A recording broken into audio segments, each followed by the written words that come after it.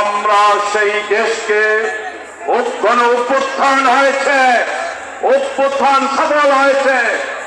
সফলতার 5 দিন যেতে না যেতেই 5 আগস্ট থেকে বিভিন্ন ঘাট দখল শুরু করেছেন, বিভিন্ন জায়গায় চাঁদাবাজি শুরু করেছেন। আপনারা ক্ষমতায় গিয়ে নাকি সংস্কার করবেন। 5 আগস্ট থেকে এই পর্যন্ত আপনাদের সংস্কারের নমুনা জাতি দেখেছে। ইসলাম হয়ে যান, সংশোধন হয়ে যান। ফ্যাসিস্ট হাসিনা যেই পথে গিয়েছে আপনারাও সেই পথে যাবেন। অতএব আরেকটি গণ অভ্যুত্থান আমরা চাই না।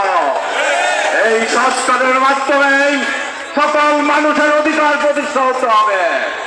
এই দেশের মুসলমানদের অধিকাংশ মানুষ যেহেতু মুসলমান, এই দেশের সংস্কার হবে মুসলমানদের আকীদা বিশ্বাসের মাধ্যমে।